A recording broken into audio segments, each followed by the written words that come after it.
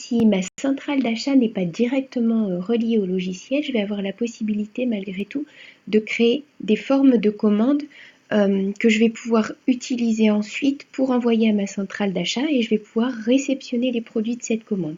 Ici, on va étudier le cas d'une commande réalisée avec un lecteur Data Matrix, un lecteur de QR code. Donc, pour commencer, puisque ma centrale d'achat n'est pas directement reliée à VTUP, je vais venir ajouter cette centrale d'achat aux différentes centrales qui existent dans le logiciel. Donc pour ça, je vais venir ici au niveau du catalogue, je vais sélectionner ici les centrales d'achat qui existent et je vais venir ajouter ma centrale d'achat qui n'est pas encore présente. Donc pour ça, je vais cliquer sur Nouveau. Et puis on va créer par exemple une centrale SwissMed qu'on va enregistrer. Maintenant, je vais bien penser à venir activer cette centrale d'achat. Donc même chose, je vais venir dans les paramètres généraux de mon logiciel. Je vais venir ici au niveau des produits et je vais indiquer que je veux travailler notamment avec la centrale SwissMed. Je vais enregistrer, donc ces petites variations, ces transformations vont être prises en compte. Et je vais donc maintenant savoir que je peux travailler avec une centrale SwissMed, même s'il n'y a pas de lien direct. Donc pour ça, je vais venir ici dans mon catalogue, la liste des produits, et je vais venir associer certains produits à cette centrale d'achat. Donc par exemple, je veux utiliser du Bravecto. Donc moi, ce que j'ai fait, j'ai pris une fiche produit qui était déjà existante et je vais venir l'associer à cette centrale d'achat. Je pourrais aussi tout aussi bien ici cliquer sur Nouveau produit et créer mon produit entièrement. Donc là, j'ai le produit Bravecto, ici, hop, 10-20 kg, et je vais décider de le relier à la centrale qui s'appelle SwissMed. Voilà, donc attention, j'avais un ancien code fournisseur qui ne va plus m'intéresser. Je vais bien mettre le code fournisseur qui correspond cette fois à SwissMed. Et je vais pouvoir ici indiquer un code produit. Donc pour ça, j'ai un produit de Bravecto en main et je vais lire le lecteur Data Matrix que j'ai dans les mains. Ça va venir associer au produit un code produit qui est présent ici. Mon code fournisseur, peu importe.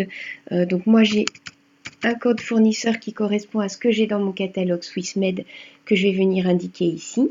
Donc j'aurai un code fournisseur qui correspond au code auquel reconnaît la centrale d'achat SwissMed pour mon Bravecto chien 10-20 kg boîte de 2 comprimés.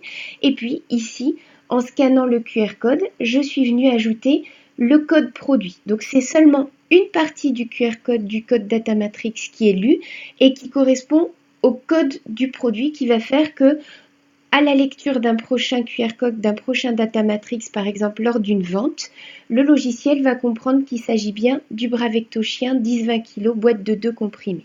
Je vais enregistrer toutes ces modifications et maintenant, je vais pouvoir venir voir au moment du passage d'une commande, par exemple, s'il me manque des produits ou pas.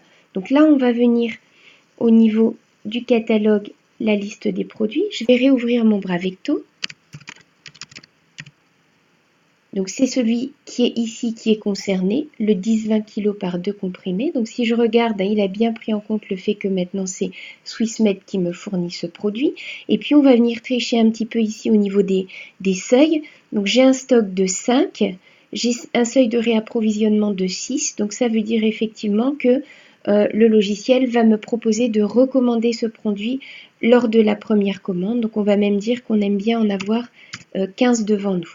On va enregistrer ces modifications et je vais venir maintenant passer une commande. Donc je viens ici dans Catalogue, Commande. Je vais venir créer une nouvelle commande. On va la mettre par exemple, donc nous sommes le 12 mars 2019, c'est ma deuxième commande de la journée. Et je vais spécifier quelle est la centrale d'achat qui m'intéresse. Donc là, je veux travailler aujourd'hui avec SwissMed. Je vais pouvoir ajouter des produits. Il va me proposer tous les produits qui existent dans cette centrale. Donc là, c'est assez vite fait, on en a un seul. Je vais demander à voir les produits à réapprovisionner et on m'indique ici que je n'ai pas de produits à réapprovisionner. Donc je vais réouvrir ici les produits. Je vois le Bravecto. Alors effectivement, il y a 3 produits en traitement, il y a 3 produits qui étaient en cours de livraison, donc il ne me propose pas automatiquement de le recommander puisque pour lui, le seuil de réapprovisionnement n'est pas encore atteint. Donc je vais tricher un petit peu, je vais dire que malgré tout, je recommande du Bravecto et je vais indiquer donc que je veux ajouter ce produit à la sélection. J'ai ajouté ce produit, il me propose d'en recommander, donc nous on va en commander seulement 4. Lui il va avoir calculé qu'il en faudrait 7 pour arriver à la quantité de produits que j'aime avoir à la clinique. Donc je vais commander 4 produits. Alors, je n'ai pas de lien direct avec ma commande Swissmed, donc effectivement, je ne vais pas pouvoir ici cliquer sur un bouton qui va ouvrir le portail de chez Swissmed. Par contre, je peux tout à fait enregistrer cette commande et je peux aussi l'imprimer pour pouvoir réouvrir mon portail Swissmed et indiquer les quantités des différents produits avec leur code pour aller plus vite, pour savoir ce que je veux commander, dans quelle quantité. Une fois que j'ai imprimé cette commande et que je l'ai soit scannée à ma centrale d'achat, soit que je l'ai retapée en réouvrant mon portail de centrale d'achat, je vais pouvoir noter que cette commande est effectivement commandée. Donc maintenant, je vais être dans un stade qui est attente de réception. Ça a été envoyé à la centrale, donc c'est une commande qui est notée reçue par la centrale. Maintenant, j'attends sa réception.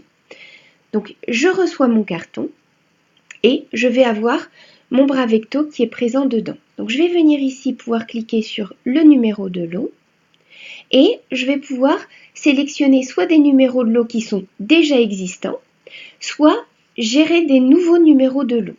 Donc ici, par exemple, je vais dire que j'ai une quantité de 2 boîtes qui ont un certain numéro de lot. Donc ici, je vais scanner mon data code bar. Il va me proposer effectivement de créer ce nouveau numéro de lot. Donc je vais le créer. Il va savoir qu'il y a deux produits qui ont ce numéro de lot là. Je vais pouvoir donc avoir généré cette quantité. Je vais l'enregistrer. Et il va m'indiquer également que j'ai encore des numéros de lot à entrer. Donc moi je vais venir ici par rapport à un lecteur que j'aurai, un numéro de lot que j'aurais voulu enregistrer et que j'aurai de côté. Je vais pouvoir réenregistrer un nouveau numéro de lot et je vais pouvoir générer effectivement un nouveau numéro de la même façon. Alors juste ici, je n'ai pas le data matrix, le lecteur data matrix entre les mains, donc je le fais ici simplement en copiant le numéro de lot qui est présent, mais je pourrais tout à fait le faire avec mon lecteur normalement, tout à fait directement. Donc ici, je retourne dans mes commandes, j'ai toujours ma commande de Swissmed et j'ai ici la réception que je vais continuer de mes Bravecto. Donc il me reste 2 Bravecto pour lesquels je n'ai pas du tout enregistré le numéro de lot. Donc je vais prendre le numéro de lot que je viens de saisir, donc je vais le scanner avec mon QR code. Je vais entrer ces données. Il me dit que ce numéro de lot là existe déjà, donc je vais pouvoir le ressaisir. C'est quelque chose que j'avais déjà enregistré au préalable. C'est probablement un numéro de lot qu'on vient de m'envoyer, mais qui existait déjà précédemment dans mon catalogue. Je vais enregistrer. Et maintenant, je vois que le petit code barre est vert. J'ai enregistré tous les numéros de lot existants pour ce produit. Donc, je vais pouvoir maintenant réceptionner ma commande. Et je vais savoir ici, si je viens au niveau du catalogue gestion des numéros de lot, si je cherche mon Bravecto par 2 comprimés, je vais voir que ce Bravecto existe sous plusieurs numéros possibles. Donc ici, j'ai recherché par rapport à des lots par date d'expiration. Si je recherchais avec des dates d'expiration beaucoup plus lointaines, donc par exemple, j'ai recherché tous mes produits qui se périmeraient avant le 3 avril 2029. Si je cherche mon Bravecto, j'ai effectivement du Bravecto chien 10-20 comprimés par 2 comprimés, mais avec plusieurs numéros de lot différents, puisque j'en ai entré plusieurs au moment de l'arrivée de ma commande.